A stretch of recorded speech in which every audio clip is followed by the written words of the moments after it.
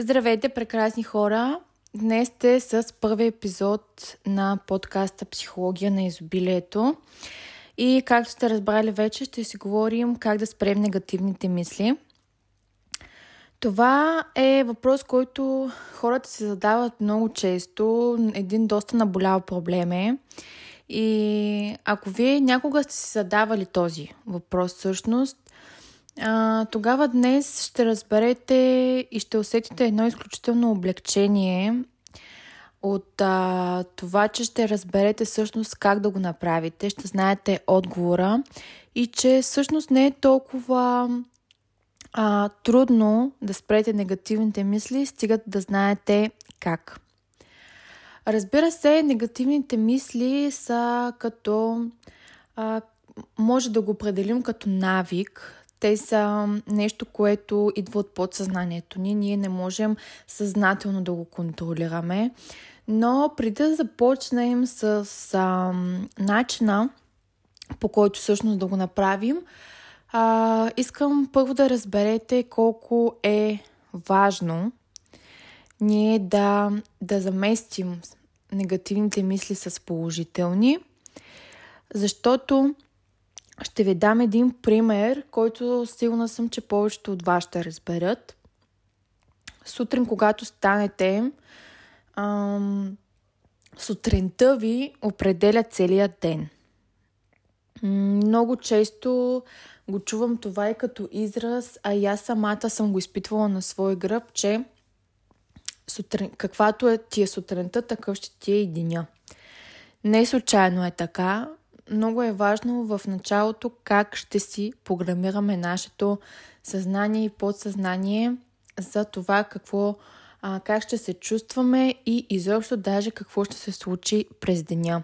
Защото когато станем и сме в негатива, в отрицателната енергия, с ниски вибрации, то имаме чувство, че целият ден ни е крив. Примерно като закъснеете за работа, това е така може би най-тиражирания пример. Примерно закъсняваш за работа и после целият ден ти е крив и така нататък. Помислете си в дните, които ставате, сте спокойни, започвате деня с положителни вибрации, с някои от вас, ако правят медитации и така нататък, как деня ви и абсолютно всичко, което всъщност се случва в него, идва с една лекота. Дори да бъдат някакви по-такива неприятни ситуации, проблеми, затруднения, така нататък. Някакси, когато деня ви е започнал нещата се случват по-леко. Затова наистина, ако мога да ви дам само един съвет, който бихте изпълнили, така да го кажа, като общо и за манифестирането, и за привличането на пари, изобилие и така нататък, е просто да спрете с негативните мисли и да ги замените с положителни. Точно това е всъщност големия трик в кавички,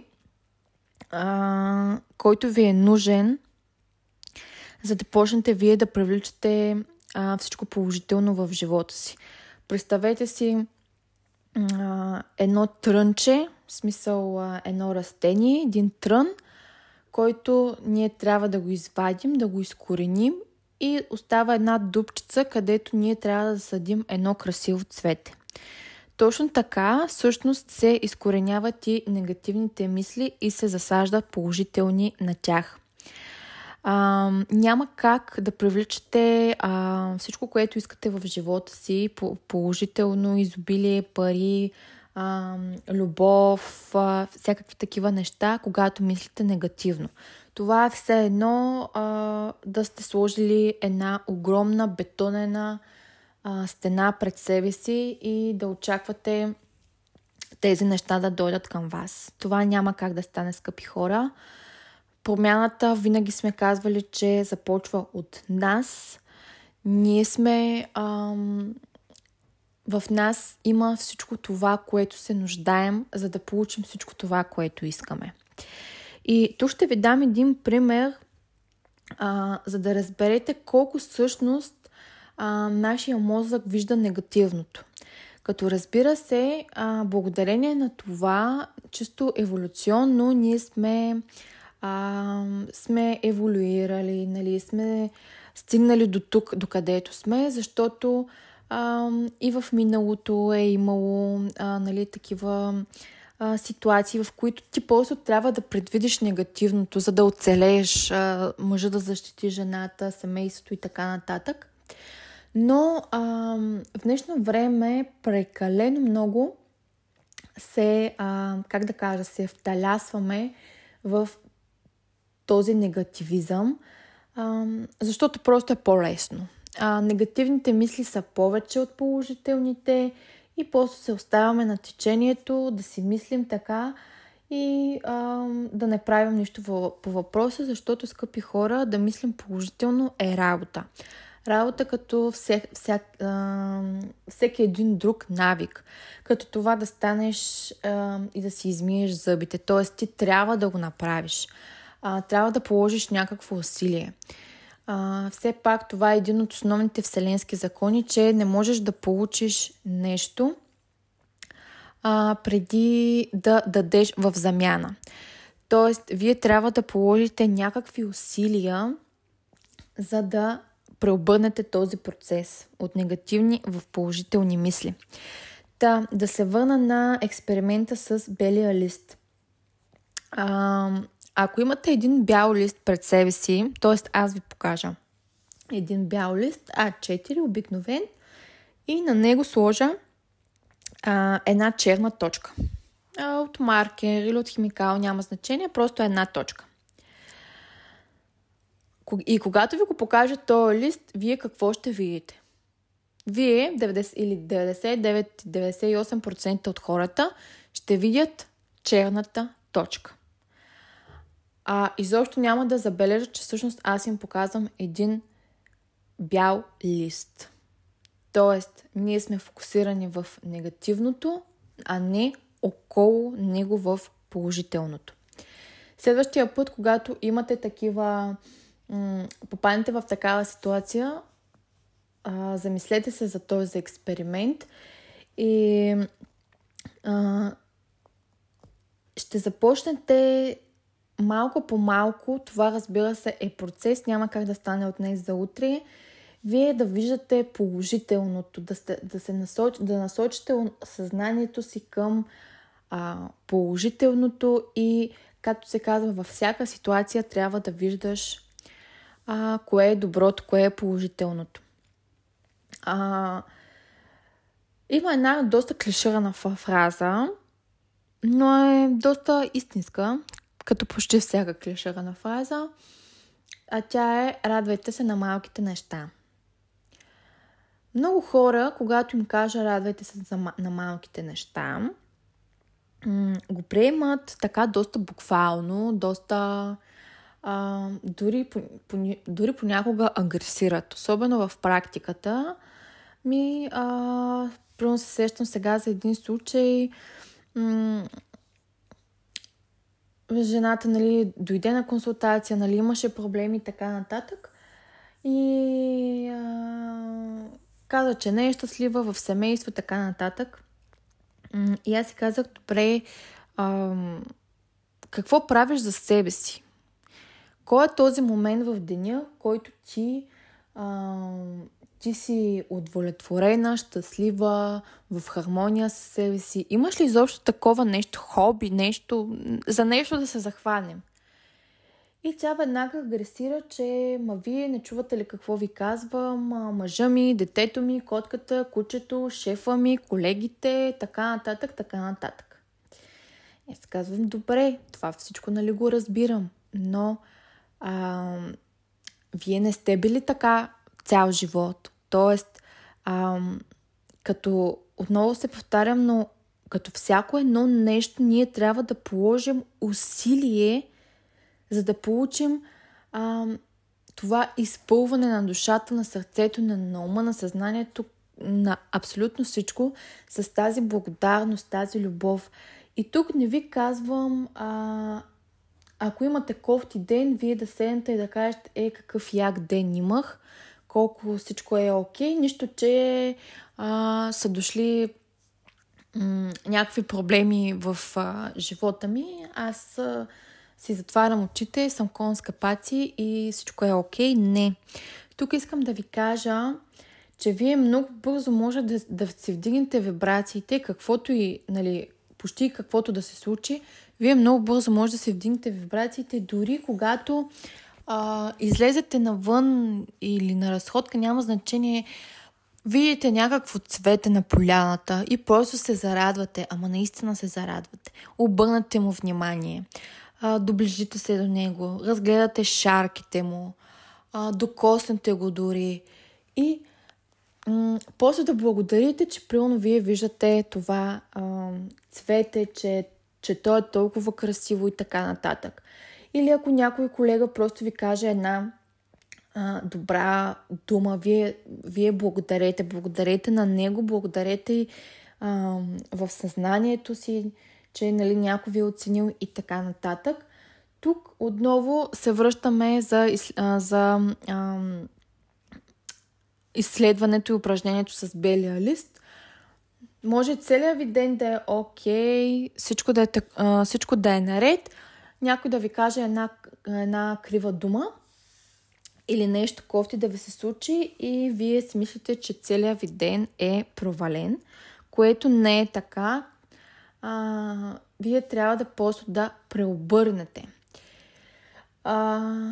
Учи се това, не става от днес за утре, така че в следващите 1-2 седмици доста ще си говорим всъщност за това. Ще ви давам и упражнения, с които да ги направите, за да може наистина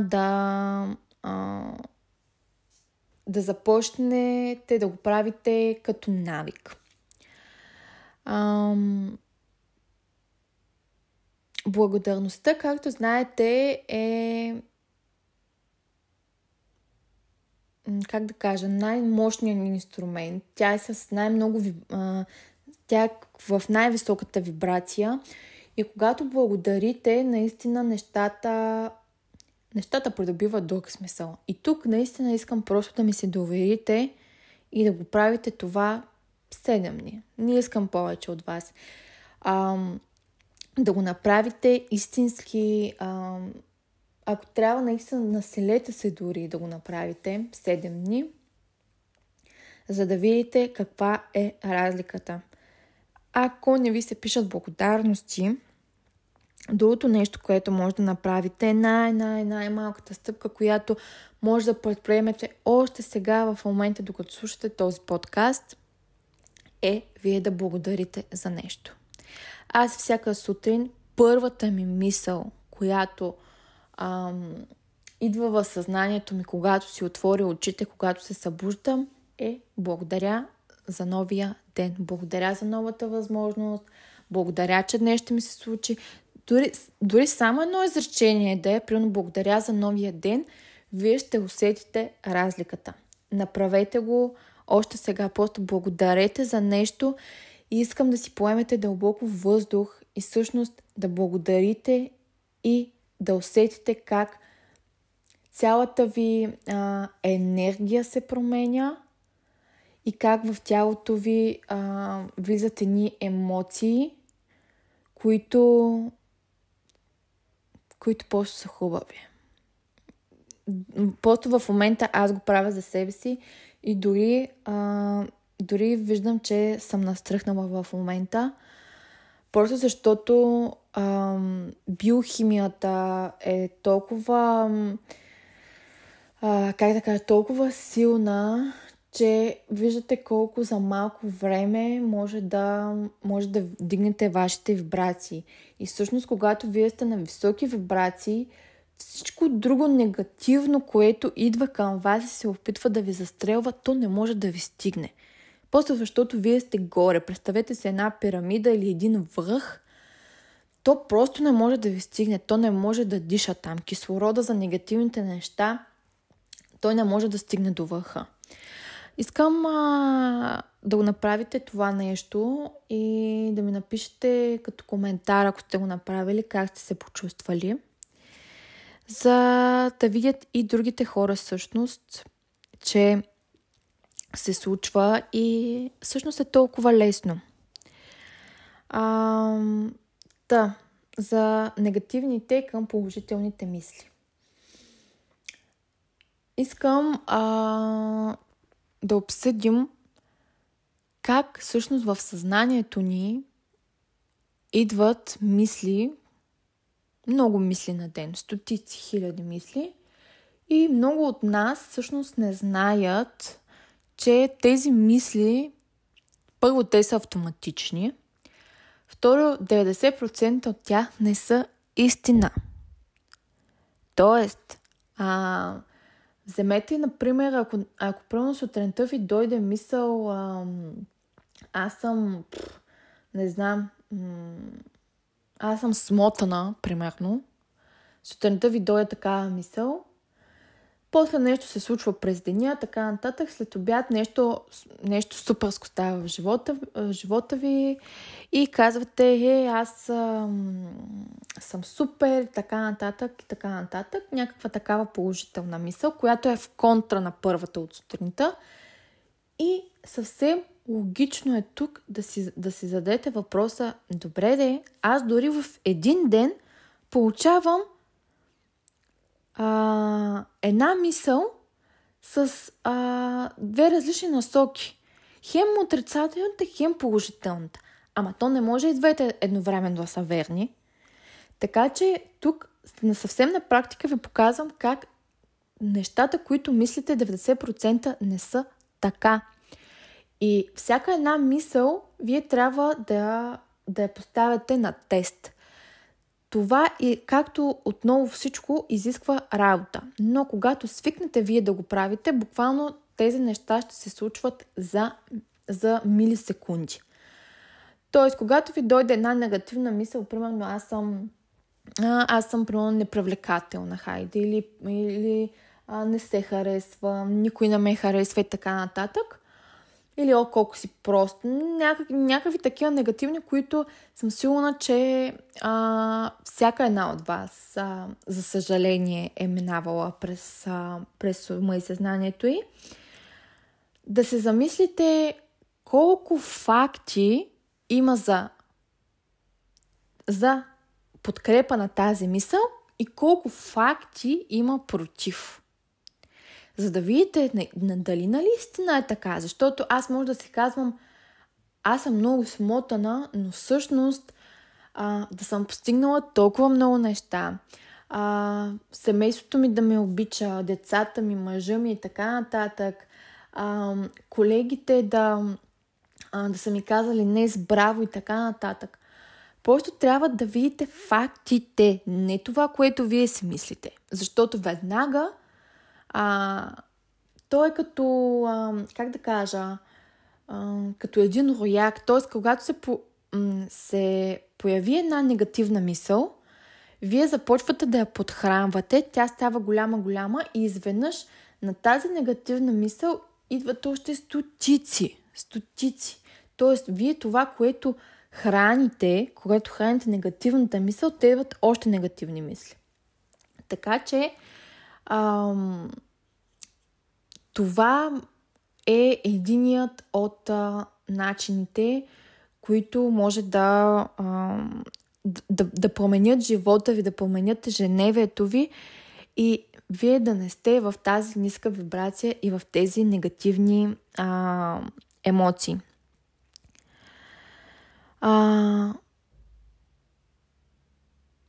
Благодарността трябва да я сложите на пиедестал, както вече говорихме.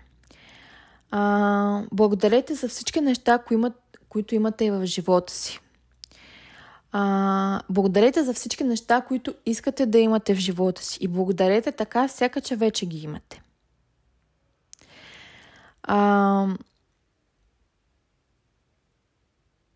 дори може в момента да благодарите, че дори слушате този подкаст, защото вие, щом слушате този подкаст, означава, че вие търсите вашето израстване, вашето духовно израстване, търсите да се пробудите, да направите този квантов скок, за който сме говорили и ще продължаваме да говорим. И всъщност, виждате ли как, когато пак тук се връщам за захранването на мислите, когато влезете в енергията на благодарността и започва пак като рояк да идват едни още благодарна съм за това и това. И всъщност вие разбирате, че има много неща, за които да сте благодарни, но някои от тях дори за пръв път ви идват като мисъл. Което трябва да ви накара да се замислите всъщност. Точно нашия фокус привлича това, което тоест, точно така нашия фокус привлича това, върху което сме се фокусирали. Така че не обръщайте внимание на тези негативни мисли. Не се тревожете за тях. Ако дойдат, маркирайте ги, пренебрегвайте ги и им позволете позволявайте да запълнят място в съзнанието. Напомнете си съвсем съзнателно, че тези мисли не са истина и ги заменете с положителни, а не с отрицателни.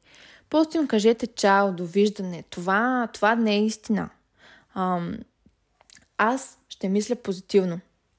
Колкото повече добри мисли може да засадите за един ден, толкова по-бързо вашия живот ще бъде напълно преобразуван в всичко това, което вие всъщност искате да бъде.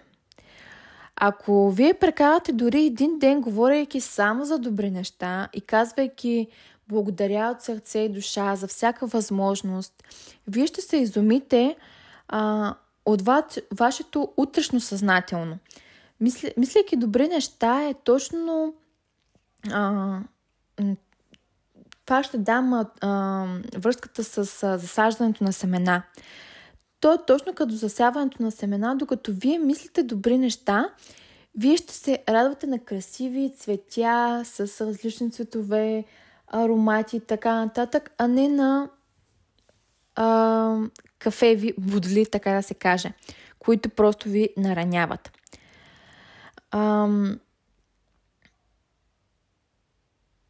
Много хора се опитват да контролират емоциите си, но това не е възможно напълно и е напълно погрешно. Единственото, което можем да променим, е отношението ни към емоциите. Мисълта е връзката между азът и емоциите с нашите мисли и ние всъщност предаваме смисъл на ситуациите. Една от следващите теми на подкаста ще бъде точно за това как се раждат емоциите, как да ги познаем, защото се оказва, че особено в работата ми виждам как много хора не познават емоциите си. Те казват, тъпо ми е, гадно ми е, не съм щастлив, скръстват ръце и това е. Те не познават емоциите си. И всъщност, докато ние не знаем какво ни е, как да се справим с него. Тогава вече няма шанс, когато ние не искаме да си помогнем. Затова, скъпи хора, един от следващите епизоди на подкаста ще е точно за емоциите. И съм предвидила един за самочувствието, защото и за обичта към себе си най-вече, защото мисля, че това след позитивното мислене е най-важното. Обичта към себе си и самочувствието. Но да се върнем на темата. Нужно е да умеем да правим тази тази смяна, защото това наистина би променило живота ни. Стремете се към спокойствие и вярвайте в възможността вие да промените обстоятелствата, защото вие наистина можете да промените абсолютно всичко във вашия живот. Абсолютно всичко. Така че мислите и всичко това са в наша полза. Мислете си всички наши вярвания, очаквания, правила, по които живеем, но в някои случаи те могат да бъдат и опустошителни, и силно ограничаващи в житейския ни опит. Мислите ни имат невероятно свойство да създават добро, но и много лошо усещане. Те генерират емоциите ни, а емоциите от всяка страна са много силен мотиватор за реакция или цялостно поведение. Така че не позволявайте този омагьосен кръг да продължава, защото от мислите ни идват емоциите, а емоциите много често ни управляват, когато не сме работили върху себе си.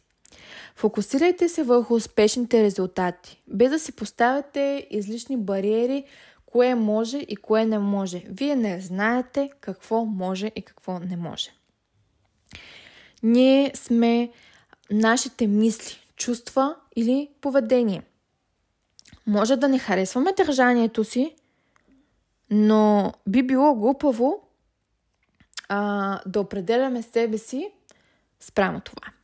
Според реакциите си, провокирани от лошите мисли, всъщност най-голямата ни грешка е когато повярваме в тези лоши мисли и в крайна сметка ги приемем за истина, както вече говорихме. Тогава те започват да ни действат. Те ни повлияват унищожително, деградивно. Помислете върху факта, че благодарение на силата на мисълта, всичко, което се върти в главата ви, води до зареждане на нещо във вашия живот. Било то дори негативно. Вие си мислите някакви неща, въртите си филмите в главата, както се казва на днешен език, и това провокира във вас някакви действия. Окей, но замислете се, че ако пък го смените с положително, вие толкова... положителната енергия е толкова много по-силна от отрицателната, че замислете се, ако това нещо, което ви провокира и ви кара да извършите някакви действия, представете си в положителен аспект, това е не двойно, не тройно силно, десеторно по-силно, вие на какви неща сте способни и как може да преобърнете живота си, стига да мислите положително и да вярвате. Невероятната сила наистина на мисълта може да промени живота към по-добро и всичко, което ни се случва.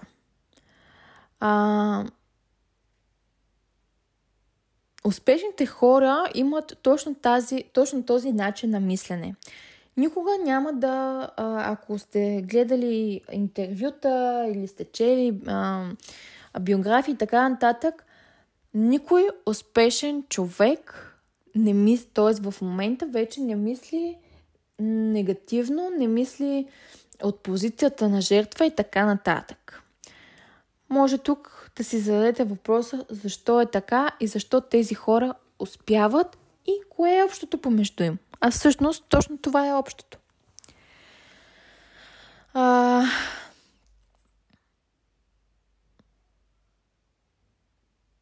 Това е като цяло, което всъщност исках да споделя с вас днес.